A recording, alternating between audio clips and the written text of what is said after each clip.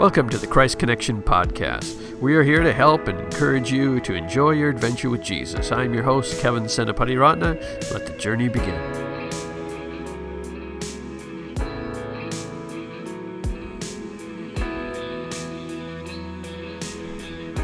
Hello and welcome to the Christ Connection podcast. My name is Kevin Senapati-Ratna, and I'm so glad you could join us today for another episode of Engaging in Adventure with Jesus. Our Christian faith was not designed to be boring, but too many people live a boring Christianity, and they weren't meant to be that way. We're designed for adventure with Jesus, to enjoy his company, to be with him, and to walk it out in our lives in a way that impacts the world around us, both our fellow Christians, to be an encouragement to them, but also to touch the world. And today we're going to talk about having more fun. And this is a spiritual conversation, and I'm not saying that facetiously. That is actually the truth. We were designed to have joy. It's a fruit of the Spirit. And our guest today is Mandy Arioto, and she is the president and CEO of MOPS International, and is widely known for her unique take on parenting, relationships, spiritual and cultural issues. Through MOPS, which influences millions of moms through thousands of groups internationally, Mandy serves as the voice of one of the most influential parenting organizations in the U.S. and around the world. Mandy has been featured on MSN.com, TheKnot.com, TheNest.com, and Fox. She regularly speaks to national and international audience. She and her husband, Joe, live in Denver, Colorado with their 3 awesome kids. And I think you're really going to enjoy this conversation. I had some fun. You'll hear stories from me as well, but it's a good conversation. So without further ado, my conversation with Mandy Arioto. All right, Mandy, welcome to the show. Thank you. I'm so excited to be here. It's good to finally connect. We had a couple times we were trying to connect and finally get you on the show. It's good to have you. Finally made it happen. That's right. All right. And we're going to talk about your book, Have More Fun. So hopefully we'll have some fun here.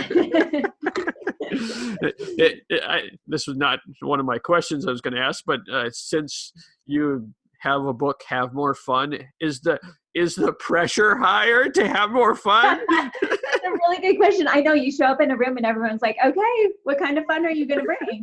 Yeah, it is a little bit higher, but I appreciate the challenge. So it's setting the bar for what you need out of life. Exactly.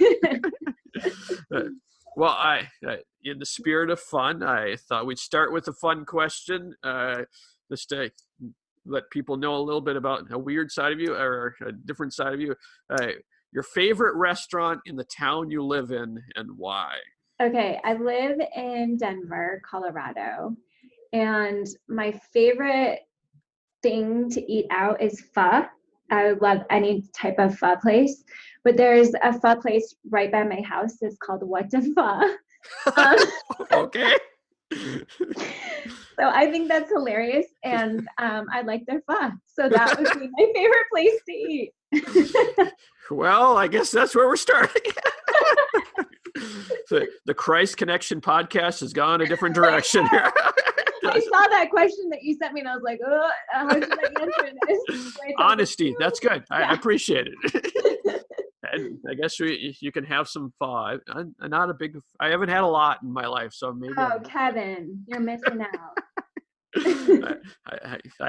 I have a lot to learn, I guess. But jumping into your book, right off the bat, the things that struck me was your idea of shared absurdity, building friendships. And I like that idea. I think that's a brilliant thought because I'm absurd. No, but is this something now that you've thought about it that you're intentional about? And can you be intentional? And, kind of how does that work in relationships? Yeah. So this is something that I picked up along the way and kind of observed in other people. And then I started incorporating it into my own life because I saw how effective it was at creating friendship. And so shared absurdity in relationships is essentially doing something unexpected or out of the ordinary because it builds an immediate connection. So I have a group of friends who one of their mutual friends was going to do this triathlon. And long story short, she had trained for a really long time and was like so committed to finishing this race. And so they went to cheer her on. It was early in the morning and they wore like ridiculous costumes and boas and tutus. And she was doing the swim part of the race. And right toward the end, there was a current and she was really struggling. And it didn't look like she was going to be able to make it in the first leg. And so my friends are watching her and cheering her on, and they realize like there's no chance she's going to make it. And so one of them decides to jump in the water with her, which means all of them then decide to jump in the water with her. And in their costumes, with their tutus on, jump in the water, swim across the finish line with her. And she was able to do it because her friends jumped in with her. But it bonded them in this really special way. And so those are the kind of shared absurdities, like doing the unexpected. I think it cultivates fast friendship and deep intimacy. So do you, with that, now that do you look for moments to do something unexpected? Is that kind of your strategy? Even just small things throughout the day, or with my kids or with my husband, if there's opportunities. Sometimes we'll be at soccer practice and I'll look at my husband and say, hey, do you want to climb this tree together? Or I was waiting for my kids at dance class last week and there was a guy there and I asked him about the clogs he was wearing. And normally I wouldn't strike up conversations with strangers, but I was curious and we ended up having an hour-long fabulous conversation because I asked him about his clogs. So I just think when we look for opportunities, there is just so much potential. And not only does it change our day, it changes the person who we interact with. So I think there's so much room, especially in our current culture where we all feel a little bit worn down or weary, some of us, to infuse a little more fun and shared absurdity into our days. Now, I don't think I've ever seen someone with clogs on anyway. Right? That's why I had to ask him about it. And a man, nonetheless, which I appreciate, like, that, you go for it. So I asked him about it and he said they were the most comfortable shoes he's ever worn. And so he just wears different versions of clogs every day. And so I appreciate a man who really owns his fashion choices. So maybe Kevin, consider a pair of clogs. I think I'll pass, but maybe moccasins. I don't know. Hey, that's a good compromise, I feel like. Actually, this has nothing to do with anything, but when I did my last wedding, I was the pastor for the wedding, and I gave the bride and groom moccasins as part of the symbolism of it was a weird wedding because I was doing it and we're going on a tangent here, but no, I want to hear about the moccasins. I did the whole wedding structured around the Princess Bride quotes on the wedding, and so then at the one of them was, I talked about how moccasins are symbols of the way we walk through life. And if you make a goal in marriage to walk towards Jesus, that is a kind of a foundational way to walk closer together, because if you're walking closer to Jesus. And so that was my little love it. And the Princess Bride, I mean, all those things layered on top of each other, that is a world-class wedding experience right there. It was, and it was my brother-in-law and sister-in-law, and they still speak to me, so I was a little concerned when I started saying, I started off by marriage. So it brings us together today. That part? Yes, that's how I started the wedding, and my to-be sister-in-law looked at me interesting, but I didn't do it in the voice, so that at least helped. Yeah. Everyone else knew what. It is a classic scene. I mean, kudos to you for really incorporating that into a real wedding. That's next level right there. Shared absurdity. You just embodied it right there. That is true, and they knew what they were getting when they asked me. All right. Now, speaking of the clog conversation, that leads actually to my next question. You on your website describe yourself as an introvert who pretends to be an extrovert. Now, that's an interesting concept. And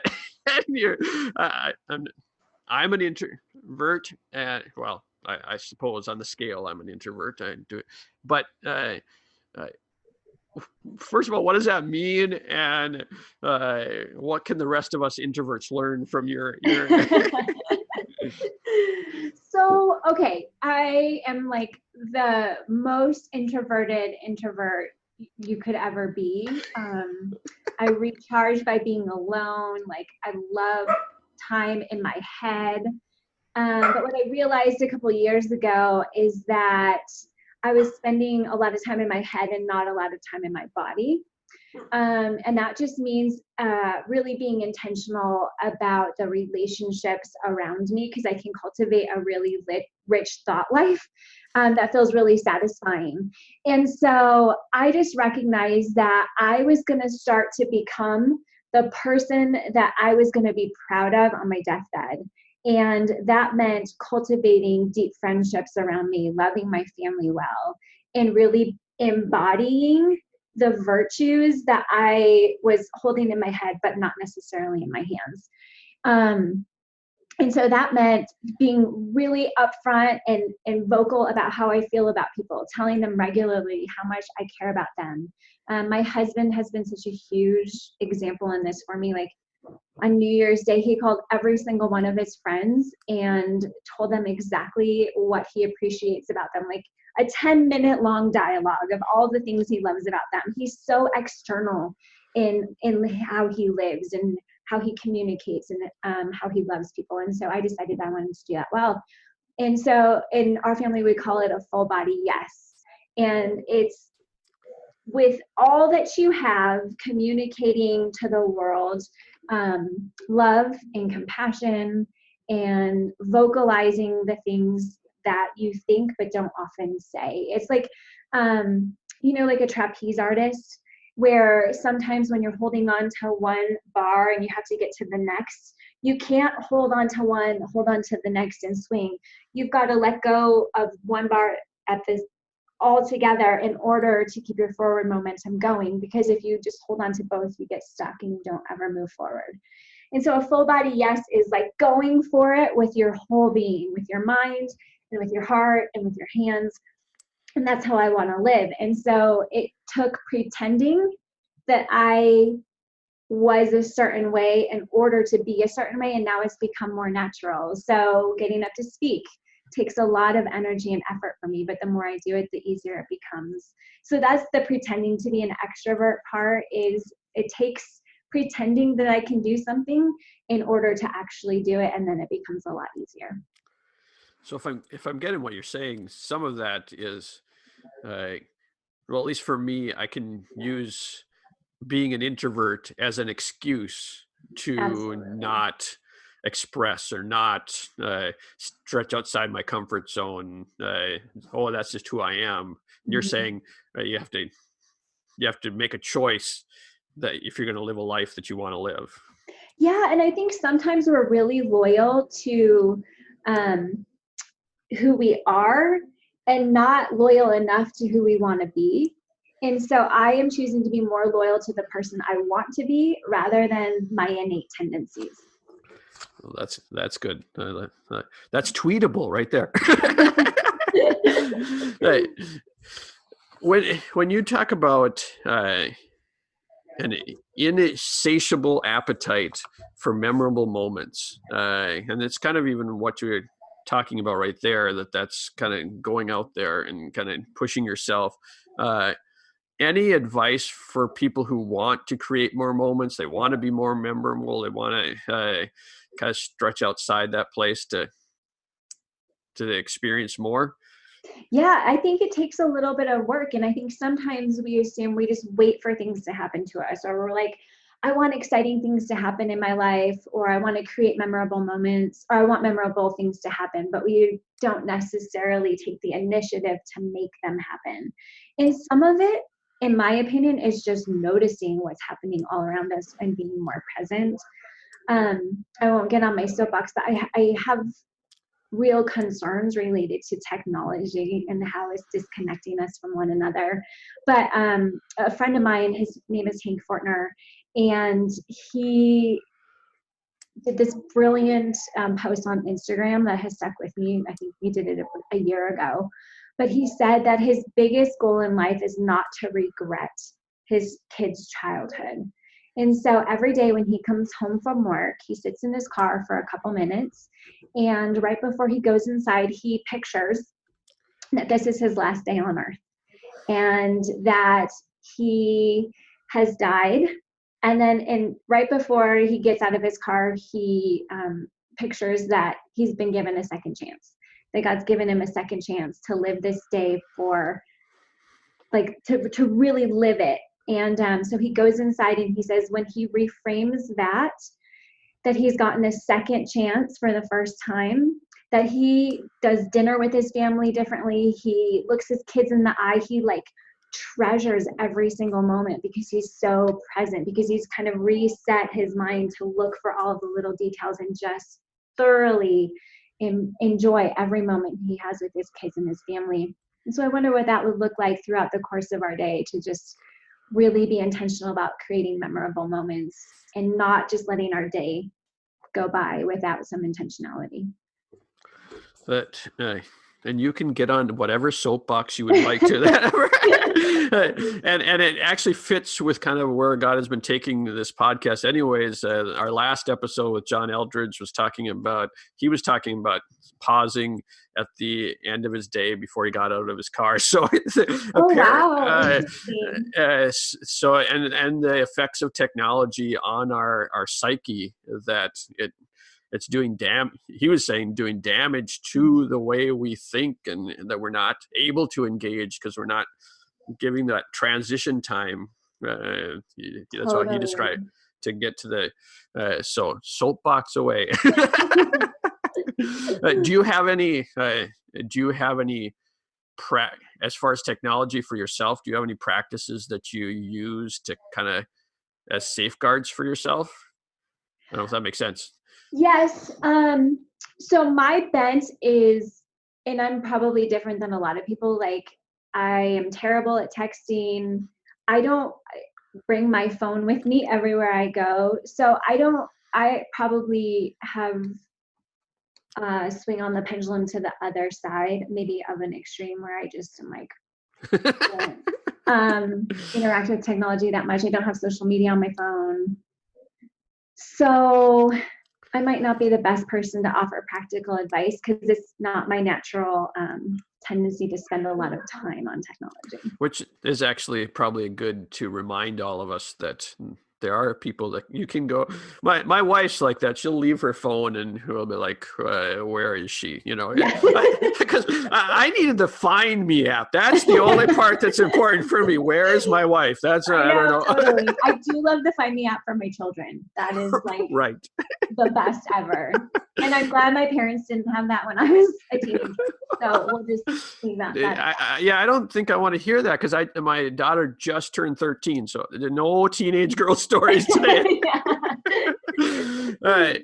So along that, well, shifting gears, I guess we'll shift gears here and go to, I love this phrase. You said, my goal is that when people leave my presence, they feel better about themselves. And again, I'm all about practical help in any way that I can. And that's kind of, what's that? How to win friends and influence people.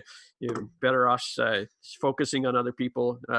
Any advice for people who can kind of get in their heads and how to focus on other people?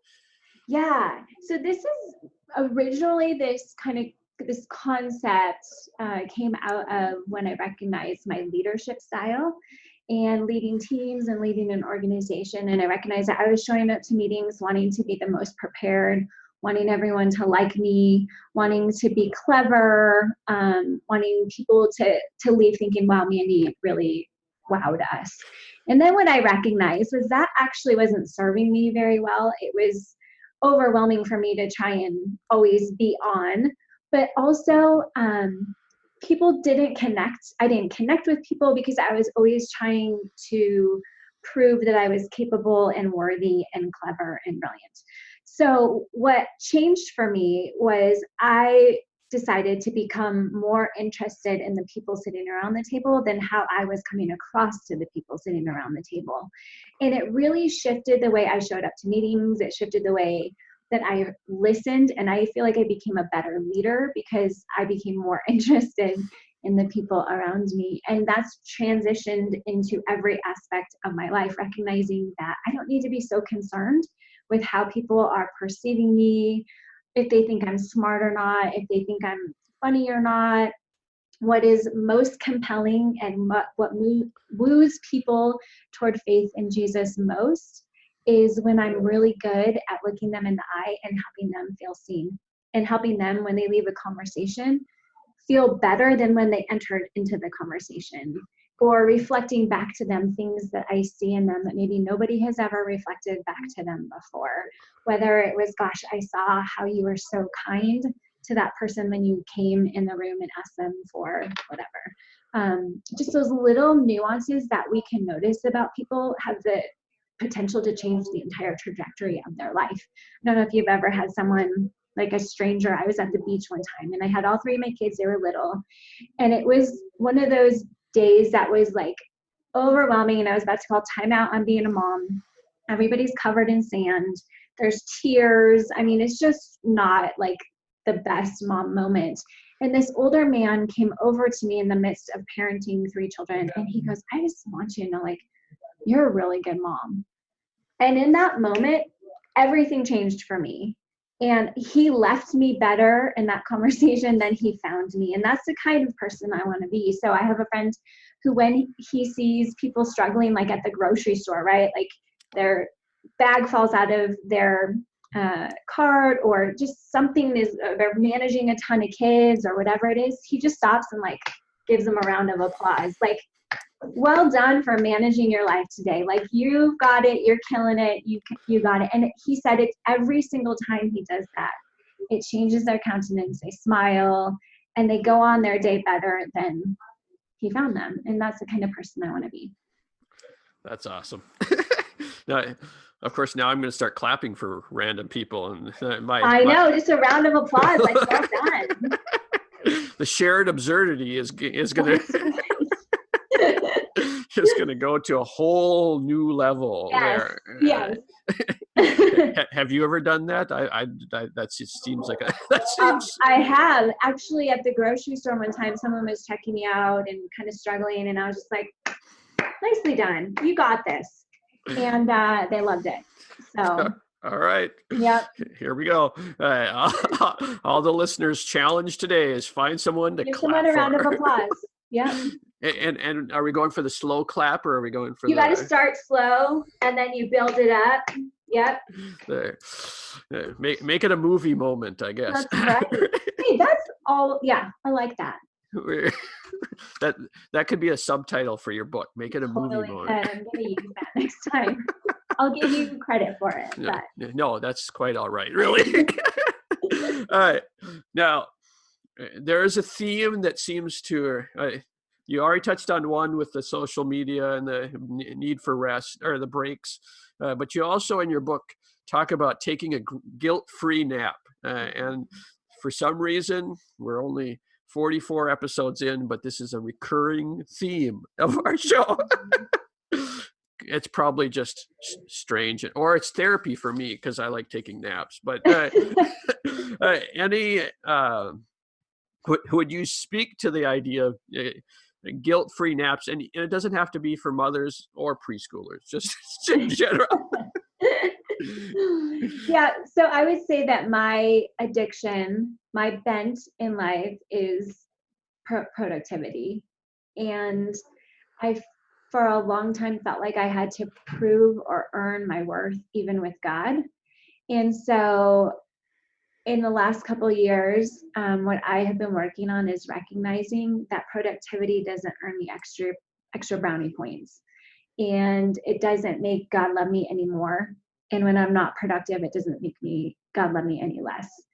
And so I think that so often making an intentional choice to rest in whatever capacity that looks like for us. And I want to make the distinction between rest and distraction, because sometimes I think we confuse those two.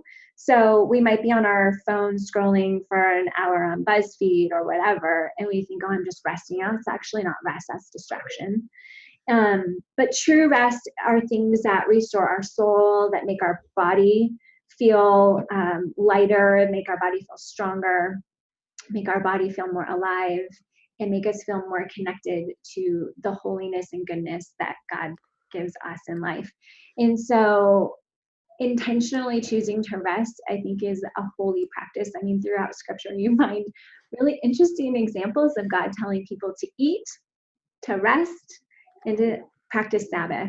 So we, in our Western culture, sometimes forget that Sabbath is an integral part of worshiping God and experiencing God. And so taking that moment to either nap or to eat healthy food or whatever rest and restoration look like in our life is essential to our spiritual practices. I mean, that you're talking about a sacredness that sometimes we don't think about eating and napping and things like that as sacred moments, that there is that space of encountering God in that. And again, I think it's interesting. You're saying, mother of preschool CEO and John Eldridge, Mr. Man himself, are saying the same thing. That in our culture, in our age, we're missing that space for God, that allowing God into the ordinary parts of our day. And speaking of ordinary parts of our day, sometimes you say, maybe your problem isn't a problem. Maybe it's an opportunity for fun. And as I said before, when we started, we've been trying to set this up for a while. And so I read this a while ago, but it's one of the things that have kind of stuck with me from your book is the idea of looking at opportunities for. Now, I'm not there yet. I have not mastered this. So help me out. How could I not look at a problem as a problem and look as an opportunity for fun? Like in the moment, I'm not there yet. So. This has been really integral for me to change my perspective on life in general. And for a long time, when I would get delayed at the airport, it was like, oh my gosh, this is ruining everything. My schedule's off. I won't get home in time, whatever the outcomes were. And then I started recognizing, okay, I get to be in control of this situation, and I get to choose how this situation impacts all the experiences of my day, but also my internal life and how I manage my own emotions. And so when I get delayed at the airport, it's either an opportunity to dwell on this problem in this situation, or it can be an opportunity to take whoever I'm with and go explore the city or go bowling or do something unexpected in order to redeem the time that I would normally be sitting in the airport.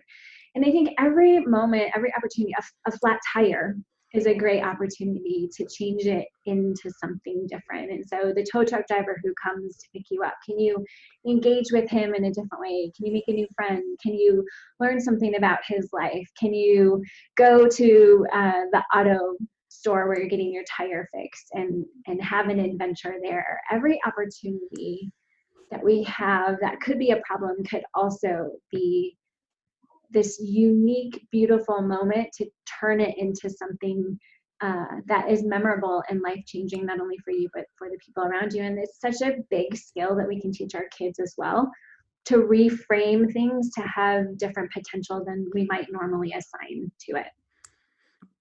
Now, I got to follow up that did you really go bowling when you were at the airport? I have, and it's because the editor from my book, after she read it, texted me and was like, okay, I got delayed on my flight, so my husband and I went bowling. And I was like, brilliant. So the next time I was delayed, I was like, okay, we're going to Uber to a bowling alley and go bowling. Because that seems a little random to me. I don't know. I know. I don't think I've ever sat in an airport thinking, if I had an extra couple hours, I'd go bowling.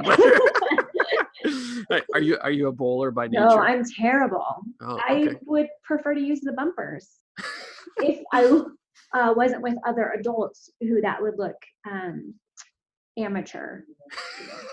So yeah, no. I would like to use the bumpers.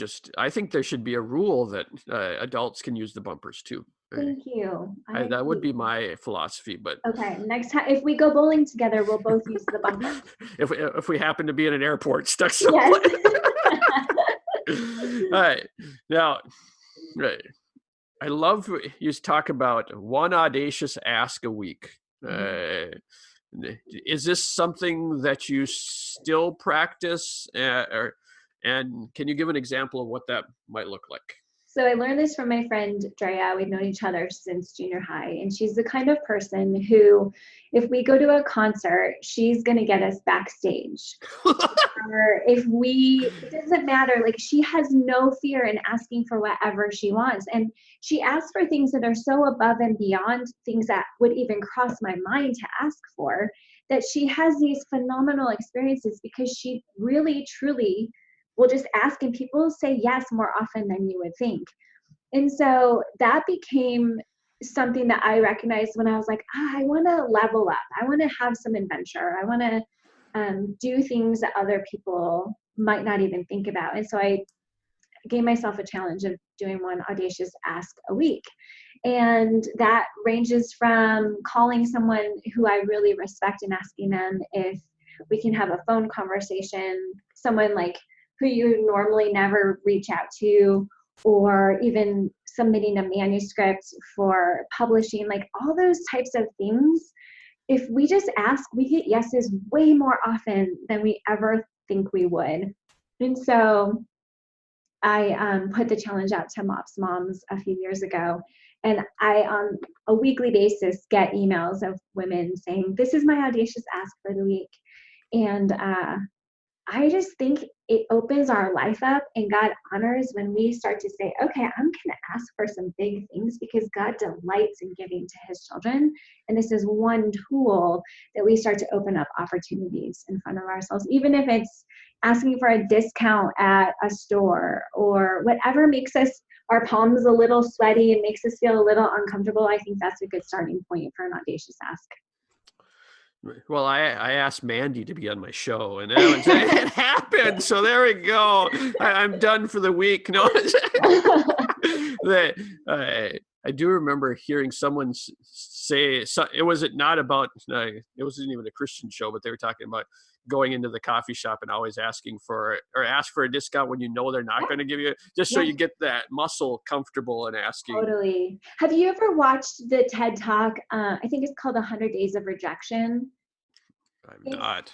Amazing. There's a video on YouTube called 100 Days of Rejection as well. And it's this guy who was really afraid of rejection. And so he gave himself 100 days of really difficult things that he was going to ask for, thinking that he was going to be rejected, just to kind of build up that muscle. And people started saying yes to the most crazy things that he would ask him for. And he's like, I thought this was an exercise in rejection, but really it was recognizing that there are so many possibilities when you just ask for things. But it's a fascinating TED Talk if you haven't seen it. And I will put that in the show notes for people to look that up. I heard someone say something similar where they said it's really hard to get to 30 no's. Because if you keep asking, eventually someone's going to say yes. So to make the goal to try and get to 30 no's, and you're going to get something out of it. But, wow, that's fascinating. But maybe not backstage passes. I don't know. That's a good one. I like to. I don't have any concert. Oh, I'm going to go to a Toby Mac concert. Let's see if I can get backstage passes. Yes. See what you can do with that. Anyways, your theme at MOPS, and you got the whole cool video on your website, To the Full. I love that. And it's based on the verse, "The thief comes only to steal and kill and destroy. I have come that you may have and enjoy life and have it to abundance." John 10:10. Now, my first book was Enjoying Prayer, and it's all about different ways to enjoy God in your prayer life. And so this resonates with me. But any habits, traditions, general craziness to help people to enjoy Jesus more? One thing I'm doing recently is I'm doing a chronological study, reading through the Bible, but I'm reading a version that I've never read before, and it's a Messianic Jewish version of the Bible. And I have to tell you, it is completely shifting how I'm reading things because I don't recognize names, I don't recognize cities. And so it's like I'm reading the Bible through this fresh lens that I've never read before. And honestly, I was telling my husband the other day, I was like, I feel like I'm reading scripture for the first time because I just reading a different version, and suddenly it's opening up to me in a way it never has before. So I think experiencing Jesus to the full is switching up those routines or things that we're supposed to do. And I'm sure you hit on this in your book. Opening up different opportunities for us to see God in new and different ways. And I think God is always surprising us with how he interacts with us. I worked at a church in San Diego, and one of the practices that we did once a year was we would serve cake as communion. And at first it made people uncomfortable, like, oh, this feels a little sacrilegious. But I've been in African countries where we did communion with Coke and a saltine cracker. You know, I think God, is spacious in how we practice getting to know him. And I think having cake as communion and recognizing that this is such a gift that he gives to us and the sweetness of it, and helps refresh that practice in our minds so that we experience it in a different way. And so I think when we open our hands to experience God in new ways, he reveals himself to us and refreshes that aspect of us that is longing for him in a different way. And I think we miss, if we get into ruts. Yes. Well, hey, what was that Mark Batterson quote? Routines can become ruts. And that we can miss out on God because we're in that rut and we just think that that's all there is. Yes. He's so spacious was the word you used. I love that. We'll never get to the end of God. Yes. He's so deep and so wide, and even his love is so deep and so wide. Any final thoughts as we're wrapping up for people to, whether it's enjoying their life more, having more fun, enjoying God more, anything that comes to mind that you'd like to encourage people with as we get near the end here? I'll share one quick parable that I just read last week, and it really, I keep thinking about it over and over again. And it's Dan Heath has a new book out called Upstream. And in the first chapter, he shares a parable, and this is how it goes. He says, so imagine you're sitting by the side of a stream with a friend having a picnic. And as you're having this picnic, you hear a child shouting from the water and they're drowning. And so you and the friend jump in, pull the child to the side, get them up on the bank, you get out on the bank, but right as you are about to restart eating your picnic, you hear another child floating down the river screaming that they're drowning. So you go back in the water, bring the child to the side, but then another child is floating down the side. Rescue them, and at this point you decide you're just going to stay in the water because there's so many kids coming down so frequently that you don't have time to get out of the water. And then as you're rescuing child after child after child, your buddy who's in the water with you gets out and starts walking up the side of the riverbank upstream. And you're like, where are you going? Like, I need your help. And your friend yells back to you, I'm walking up the stream to tackle the guy who's throwing the kids in the water. And I think so often in life we get caught in this cycle of response. We're putting out fires, we're dealing with emergencies, we're navigating all those immediate things right in front of us that need our immediate attention, but we forget that there are problems we can solve if we go out and deal with the root cause of it. And that really has stuck with me in a lot of ways. When the tendency to feel worn down or exhausted, if I have a tendency to feel disconnected from the people around me, or if I'm constantly putting out fires, or if life feels chaotic at any point, it's given me this new perspective to go and deal with the root of the cause and not just the thing that's in front of me. And I think that has a lot to play into how we start navigating fun, how we live life to the full, how we have shared moments of absurdity with friends. We get to the root cause of whatever is causing us distress and suddenly bring life into the chaos that happens in front of us. And that comes down when we start to deal with the problems head on. So that's parting words. That's great. And for you, that might be, you need to go take a nap. I don't know. I know, right? Absolutely. I do want to leave one more quote from the book, and then if there's anywhere you want to send people to, obviously you said social media is not your thing, so maybe not social media, but any other places you'd like to send people or where they can find the book. But I've used this quote in my own, with my daughter and my wife on more than one occasion. Have no fear of dancing while no one is watching, because no one is watching. They're checking their phone. So dance anyway. So true. That's just good. That's just good theology right there. So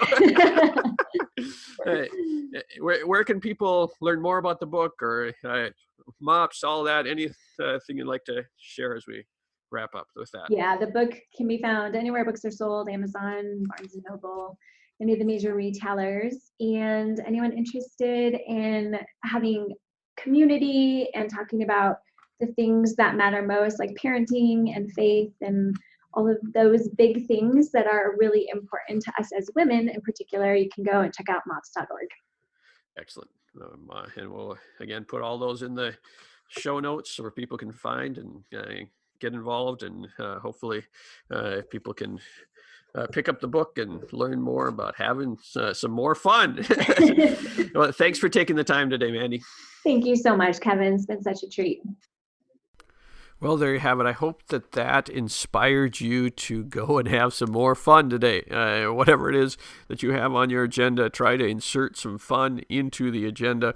If you're looking for the show notes, you can find that at enjoyingprayer.org, and just click on the podcast there, and you can find all the show notes, the TED Talks you mentioned, etc.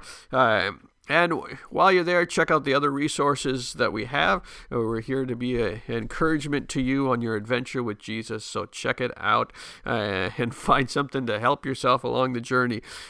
Before you leave, why don't you subscribe to the podcast so you don't miss out on any future episodes? We are here to help you on your walk with Jesus. And so it's just can be right there into your inbox, essentially, with your podcast player. And so just subscribing will help you with that.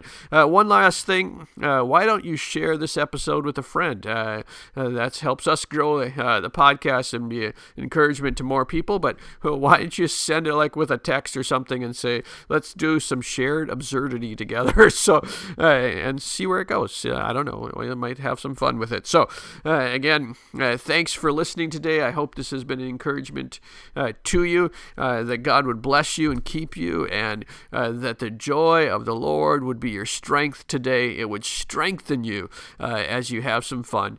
God bless you, and thanks for listening.